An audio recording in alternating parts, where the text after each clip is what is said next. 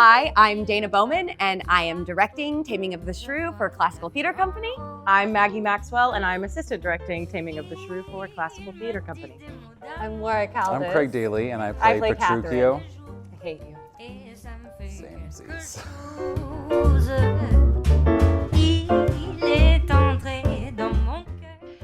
So I think one of the biggest challenges of this play is probably the obvious one, which is it's a little misogynistic. Yeah.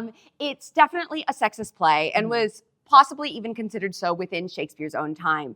So how do we address that, especially as like a society now, especially with the challenges we're facing in the state of Texas? Yes. I think it's important that we look at the sort of media that we are taking in, including older things that we are taking in. And so we're sort of addressing this by having us look back at the 1950s and sort of see what parallels perhaps we can draw. Yeah. But we're also staging it as a sitcom, so we can keep it a comedy and it can still be fun. Yeah. So. Petruchio. Holy shit. Petruchio. That's how we're saying it. You had it right.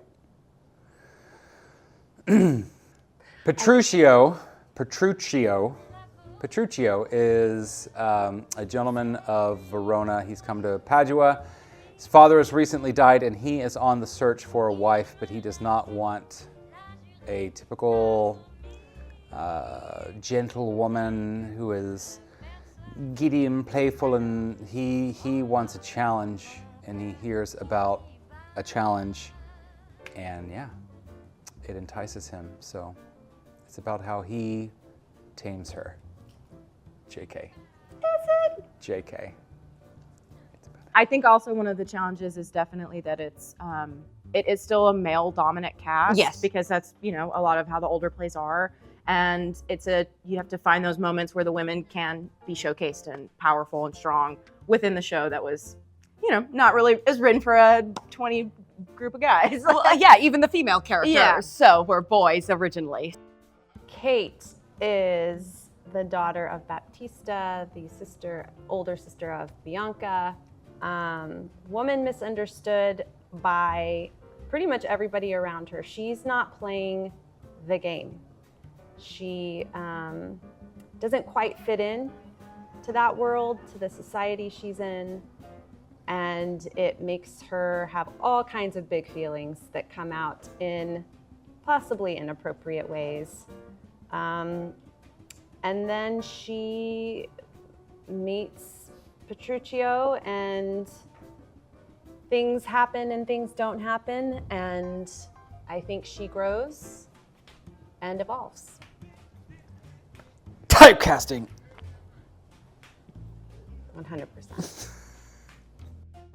I mean, a little typecasting. I'm a lot like Kate. I really admire how outspoken she is and how at least she presents herself as someone unafraid to speak her mind.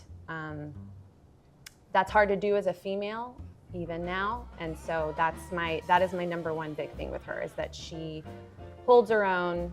Male, female, doesn't matter. She's unafraid of you, and that she just goes for it, and she's real. She's real. I like that Petruchio is marries Kate and learns to be a better person. And learns to be a better person, and that's pretty much full stop. That's all you need to know. I like the fact that he is this wild kind of bachelor, and he is a product of his society. He's a product of his upbringing. He doesn't necessarily buy into it, and then he meets Kate, who exists outside of the social norms and what's expected, and she is very real. And through him trying to establish this relationship with her, he also learns how to be real and authentic with her. And they end up having a very real connection in a real relationship.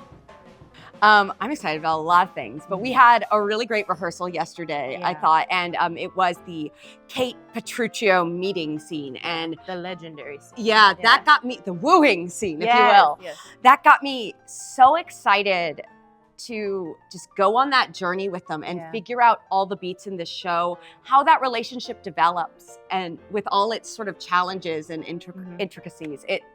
We had so much fun yesterday. I thought it was really rewarding. So I'm just excited to keep going with that. Yes, getting on your feet always starts to feel real. Yes. So it's starting to look like an actual play. Yeah. Putting words into your body. But I think I'm also excited for the other relationships besides Kate and Petruccio. Yes. There's so many friendships and lovers in this show that have their own funny little plots and Everybody, ways yeah. that they get together. So that's also, I think, one of my favorite parts. Yeah, I love all the sort of like the B plot and all Yes, of yes, yeah. the Hortensio, Bianca, Lucentio of it all. Exactly, Yes. exactly. Even Hortensio and Petruccio, like they have their funny moments. Oh, they're great. Baptista Yeah. with his girls. Like, Yeah. It's there's a lot to be explored. Yes. This is so dumb.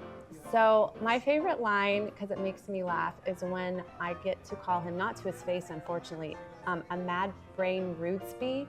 It reminds me of Friends when they used to be like, Rudy Von talks too much or something. It sounds like such a silly, Like a made-up name. play on a made-up Yeah. name, and it just, every time I say Rudesby, it just He's reminds me of that. Professor Von Dummington. Yes, exactly. It's Nice. it's the I don't know. It just makes me laugh. Favorite scene, I would say is definitely their meeting scene, because a lot of opposites and dynamics and changes happen in that scene. It is a lot to navigate, and it's that which makes it a lot more fun. And then the final scene is, the monologue. I guess it's part of a scene. It is a scene in itself. It's a scene within itself. It's a scene within a scene. Probably one of the best ones. It's the better one. I'll Yeah. grant you that. It's Because It's pretty he's good. not talking in it. I'm Which completely is- silent, so I don't have to completely learn any silent, lines so there. Basically, that's which, why if you it's know the best me, scene. it's for the best. My favorite scene is also probably our introduction to each other. It is funny with some really heartfelt moments of conflict and a little bit of hey girl hey. And my favorite line that I get to say, and I don't necessarily think it's the best line I get to say, it's just how it came to me, is during our interaction, and I say should buzz, but it's more like he's trying to make a comeback and he doesn't know how to, so it's like should buzz, and then he's just kind of left with his pants down. It's pretty funny. To you, And to everyone else. no one's gonna laugh at you. No one's gonna laugh, but I will in my heart, and maybe out loud because I'm a bad actor. Really, you're gonna make me hold it? It's a modern. Okay. Oh, well now. Oh no! Don't wait till the camera starts rolling and then be affable and helpful. Why do you always have to be such a?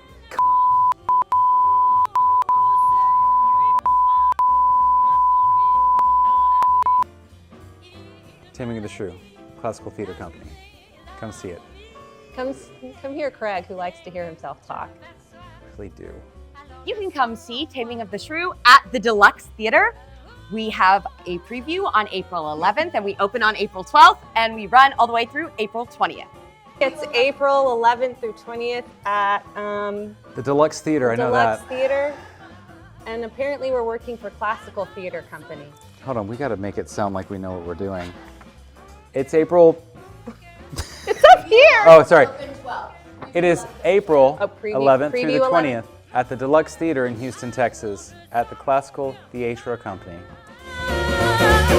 Alors je sens mon cœur qui bat. Do you remember that one show that you were really good in? No, neither do I. Everyone I was in I don't that you remember it weren't either. in. Heyo. Heyo. Burn.